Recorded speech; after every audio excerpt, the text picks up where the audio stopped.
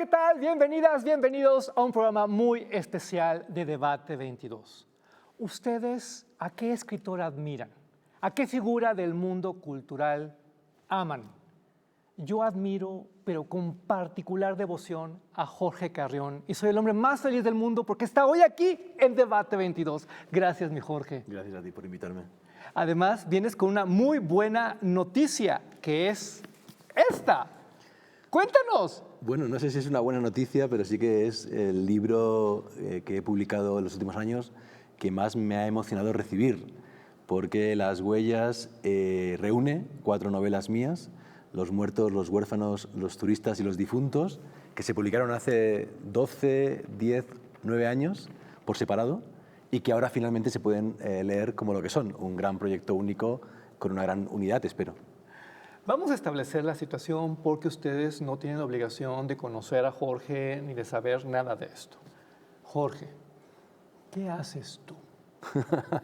Hasta risa te da, ¿verdad? Vaya pregunta. Bueno, yo básicamente escribo o me siento escritor y tengo varios libros publicados, pero también soy profesor de escritura creativa en el máster de creación literaria de la Universidad Pompeu Fabra de Barcelona. Escribo crítica cultural en varios medios y en los últimos años he hecho también podcast y televisión. Mi última serie es Book Lovers, que es una serie de televisión por internet sobre librerías y bibliotecas del mundo, y hay un capítulo dedicado a Ciudad de México. Buenísimo, por cierto.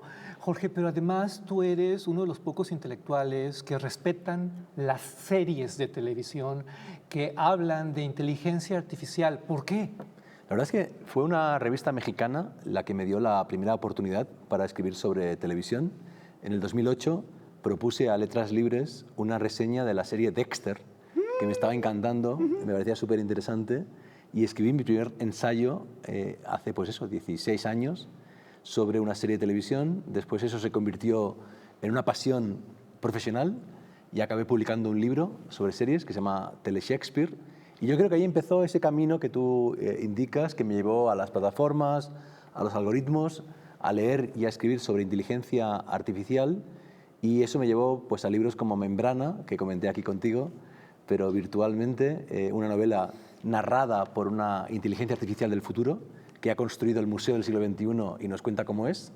Y más recientemente publiqué un libro coescrito con GPT-2 y GPT-3 antes del boom del ChatGPT, que se llama Los campos electromagnéticos. Es que tú eres un visionario porque tú escribes de pandemia antes de la pandemia. ¿Cómo? Pues mira, eso me di cuenta al releer ahora Las Huellas, ¿no? Que en la novela Los muertos escribo sobre televisión. Los muertos no es una novela, sino que es una serie de televisión que tú lees como si fuera una novela. Y en Los muertos, efectivamente, hay una pandemia de desapariciones. Ajá. Y es global, y es contemporánea, y es igual de fuerte en el mundo físico y en el mundo de las pantallas. Y eso fue lo que ocurrió después con el COVID, ¿no? No sé si soy visionario, sí que tengo visiones, en el sentido de que me imagino escenarios de futuro e intento trabajarlos, pero no creo en la profecía y no creo en la adivinación del futuro. Pero sí que es verdad que en este proyecto y en otros he ido como tocando temas que después han sido muy importantes cuando se han hecho realidad. ¿Cómo le haces para tocar temas de actualidad y que se vuelvan universales, atemporales, que no caduquen? Porque es lo que ocurre con este libro. Yo diría que es lo que intentamos hacer los escritores, ¿no? Convertir lo particular en universal. La Ilíada no importa tanto por la guerra de Troya y su realidad histórica como por su capacidad de ser un símbolo del conflicto, de las pasiones y de las guerras de la humanidad. Es decir, tú leyendo la Ilíada entiendes Ucrania o entiendes la salvaje operación de Israel en Gaza, ¿no? En Las Huellas intenté modestamente hablar de temas muy contemporáneos, la televisión, en Los muertos, la distopía, en Los huérfanos, el turismo, sí. En Los turistas. El turismo es un gran tema, es un tema muy importante y ha sido muy poco trabajado. Curiosamente, en los últimos 2 años hay muchas películas y series, algunas premiadas como The White Lotus, que han trabajado el turismo, pero es un tema que ha sido como visto por encima del hombro, ¿no? Como si fuera marginal. Yo en Los turistas lo convertí hace 10 años en el protagonista. Y Los difuntos, el epílogo de la novela, lo que trabaja es lo contrario, es el origen, es la memoria, ¿no? El otro día leía sobre unos puentes que hay en la India, en el norte de la India, que en vez de estar hecho con bambú o con madera, están hechos con raíces. Me parece una metáfora muy bonita, ¿no? El futuro, lo aéreo, lo innovador, lo disruptivo, a veces se construye con materiales muy antiguos. Y Los difuntos intenta trabajar eso, ¿no? Después de haber hablado mucho sobre el futuro, pensar cómo el pasado condiciona el futuro a través de la tradición. Me encanta que hables de la Ilíada porque juro que es verdad. Cuando yo hablo con mis amigos de Huellas, es la Divina Comedia. Hay una alusión en Las huellas a Mandelstam. Mandelstam escribió para mí el mejor libro sobre Dante.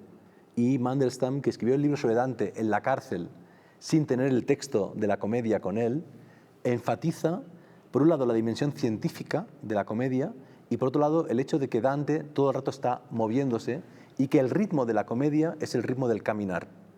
Efectivamente, Las huellas es un libro sobre viajes, los viajes que hacen sobre todo dos personajes, George Carrington y Mario Álvarez, que son los que en el futuro harán Los muertos, la serie Los muertos, y los que se enfrentarán a las consecuencias de haber hecho una obra maestra.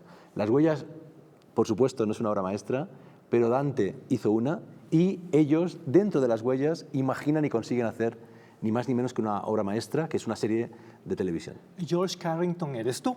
No. Jorge Carrión. No, es un juego en el que todo el mundo cayó. ¿Como yo? Pero no, yo soy más bien, digamos, no Mario Álvarez, pero sí que son dos norteamericanos que se conocen muy jóvenes y George Carrington es nieto del piloto que conducía uno de los aviones que bombardeó Hiroshima y Mario Álvarez es nieto de un soldado republicano de la Guerra Civil Española. Por tanto, yo sería más bien Mario Álvarez. Y, de algún modo, el juego entre Mario Álvarez y George Carrington tiene que ver con el juego que hace Bolaño en Los detectives salvajes, ¿no? O sea, creo que fue por ahí donde se me ocurrió la idea de dos personajes que son muy importantes en la novela, pero aparecen muy poco, son como la clave de la coherencia de la novela, pero no son los protagonistas directos, sino los protagonistas secretos, igual que los personajes de Bolaño. ¿Tú desde el principio sabías que esto iba a ser una tetralogía o como George Lucas de repente, apareció la saga de Star Wars? Mira, yo escribí Los muertos pensando solo en los muertos. Es una novela que se me ocurrió viajando por Jordania y que tuve muy claro el comienzo, la estructura.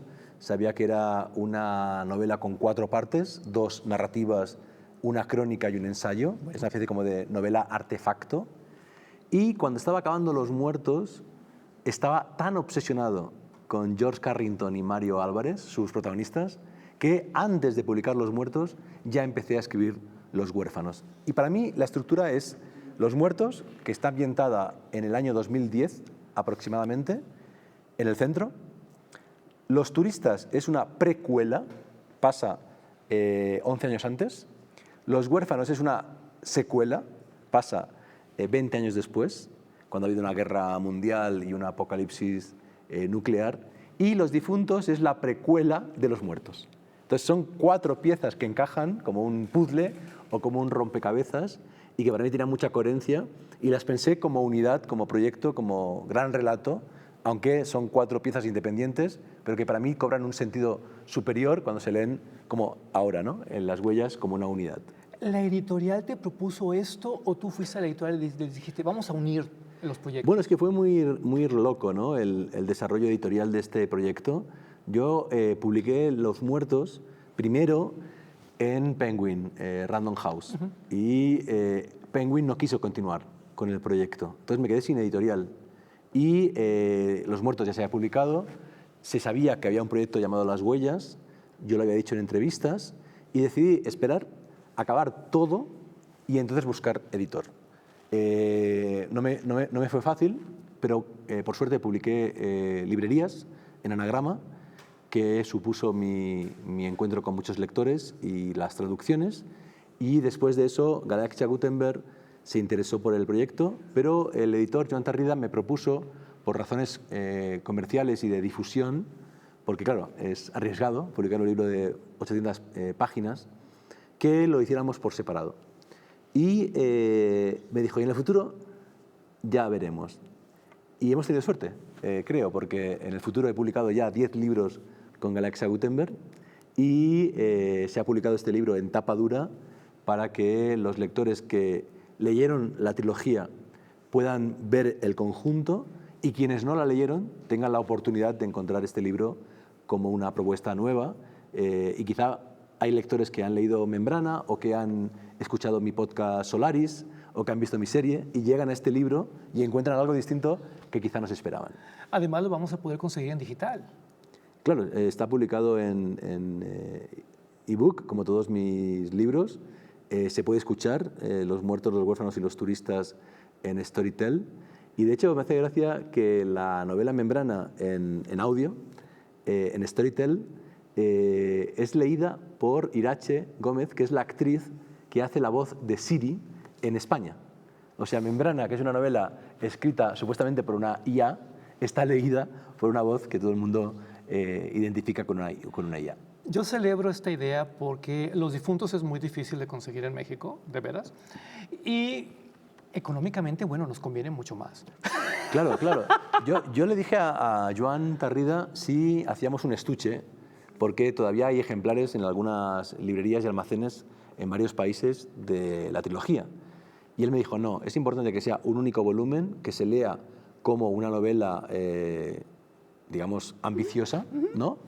Pero claro, si alguien llega a este libro por otro camino, por ejemplo, habiendo leído Los turistas, le puede encajar, ¿no? O sea, puedes tener varias opciones, porque los libros en papel circulan de un modo muy extraño. De pronto hay una librería que tiene solo Los huérfanos, otra que solo tiene Los turistas, y ahora va a llegar Las huellas como una propuesta nueva, a ver qué suerte tienen.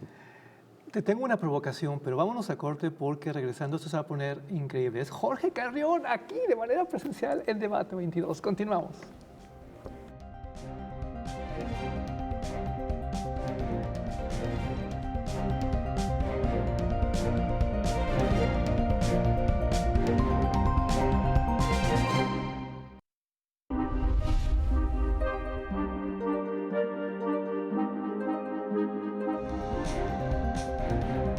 Frente a esas disyuntivas, no debemos olvidar que la verdadera libertad comienza con el respeto a quien piensa distinto a uno. Para conocer es necesario preguntar. Apoyar a las mujeres, apoyar a los grupos vulnerables a través del arte y la cultura es responsabilidad de todos. Cultura y activismo para eliminar la violencia de género. Bien preocupante socialmente, que es el tema del clasismo, del racismo, de la discriminación, y que la única vía es la educación. Debate 22. Temas como la gentrificación, expulsión, la discriminación cultural y los desalojos masivos, pues volvieron a la discusión pública. Aquí está como el reflejo de esta gran ciudad, de este gran pueblo. Son estas cosas las que nos llenan el alma. Son actos de justicia.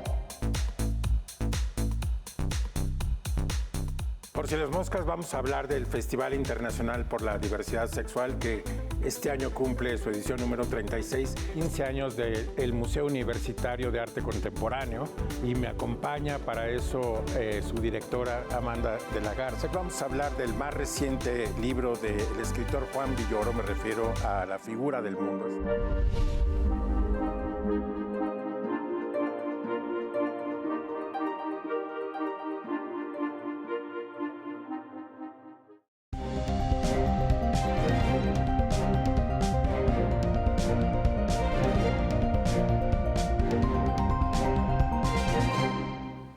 Estamos de regreso en este programa especial con Jorge Carrión hablando de la publicación de Las huellas aquí en México.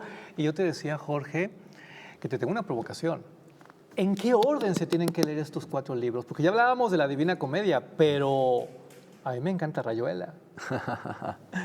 Pues mira, cuando se publicaron por separado y me preguntaban, yo siempre decía el orden de las huellas, es decir, el orden de la escritura, que fue Los muertos, los huérfanos, los turistas y los difuntos, pero cuando se publicó en francés decidieron empezar con Los huérfanos, ¿Por qué? Porque Los Muertos es la más metaliteraria, la más sofisticada, con más referencias, tiene muchas alusiones en la primera parte a Los Soprano, en la segunda parte a... Perdón, al revés, en la primera parte a Blade Runner, en la segunda a Los Soprano, y empezaron con Los Huérfanos. Evidentemente se pueden leer en cualquier orden, incluso al revés, Los Difuntos, Los Turistas, Los Huérfanos y Los Muertos, pero yo decidí este, que creo que es el ideal, y no quise trabajar lo hipertextual en clave de rayuela. Y ahora que tú comentas lo de Dante, que está muy bien visto, otra opción sería primero el infierno, ¿no? Que sería quizá Los Huérfanos, después Los Muertos, el purgatorio, después el paraíso perdido, los turistas. Pero yo estoy contento con el orden, con la estructura, porque creo que es el modo de amplificar y de que cada parte reescriba la anterior. Y en ese sentido tampoco lo había pensado, pero la propuesta se parece al Cuarteto de Alejandría, ¿no? El Cuarteto de Alejandría es una gran novela de Lawrence Durrell, en la cual la segunda novela reescribe la primera y tú vas descubriendo cosas en cada una de la anterior, y aquí ocurriría lo mismo, ¿no? Hasta llegar a Los Difuntos, en que ves todo en retrospectiva y ves el origen de toda esa locura. ¿Qué es lo que une a estos 4 libros? Yo creo que por un lado son obsesiones que después me he dado cuenta que no puedo evitar trabajar, y una es el exterminio. No sé por qué narices siempre acabo escribiendo sobre exterminios. En Membrana la IA extermina a la humanidad, y aquí también hay un exterminio que es la pandemia de desapariciones de los muertos y una guerra mundial que acaba con gran parte de la humanidad. En Los Huérfanos también está el tema de la pantalla, de cómo nos relacionamos con la pantalla, y me he dado cuenta, releyéndola, que en verdad, para mí, los muertos de la ficción, que es el tema de los muertos, cómo es nuestra relación con las personas que son personajes, que son seres ficcionales, que mueren en las novelas, los videojuegos, las películas o las series o los cómics que leemos o que vemos. ¿Cuál es nuestra relación con esos seres de ficción? Me he dado cuenta que en verdad es un debate que tiene que ver con nuestra relación con lo no humano, que es un debate muy contemporáneo, ¿no? O sea, no es solo la pantalla, es también la relación con lo no humano, que son las plantas, los animales o la inteligencia artificial. Y por último, también hay una línea que une todo el libro, aparte de las narrativas, que son los personajes, etcétera, que es la línea del auge de la ultraderecha, ¿no? Me he dado cuenta que hace 10 años ya estaba yo escribiendo sobre cómo, como respuesta a las políticas de la memoria de la izquierda, la derecha iba a reaccionar con una violencia brutal, ¿no? Y en Los Huérfanos vuelven los samuráis, vuelven los nazis, etcétera, un fenómeno muy raro que se llama la reanimación histórica. De modo que yo diría que 3, ¿no? 1, la pantalla y los no humanos. 2, el auge de la ultraderecha. Y 3, el exterminio, son los temas que unen las 4 partes. ¿Es ciencia ficción en nuestro idioma? Bueno, Los Muertos es ciencia ficción, pero no, porque es una serie de televisión. Pero además, de ciencia ficción.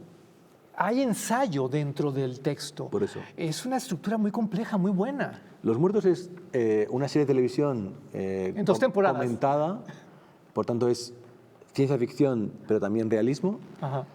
Los Huérfanos sí que es ciencia ficción, posapocalíptica. Los Turistas es una novela realista sobre viajes, pero con un elemento fantástico, que es que hay una persona que supuestamente tiene 1000 años y que es el espíritu del turismo y del viaje.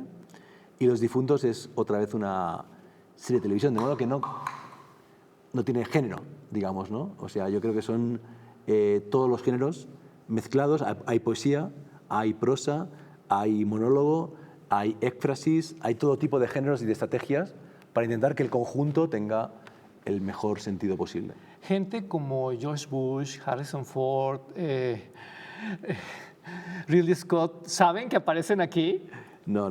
Los que sí que saben que aparecen ahí son Jordi Bayó y Xavier Pérez, que son profesores de la Universidad Pompeu Fabra, donde yo trabajo, autores de varios libros en anagrama muy buenos sobre cine, y que yo convierto en Jordi Batlló y Javier Pérez en el ensayo que firman ellos, que son ficción, al final de Los Muertos.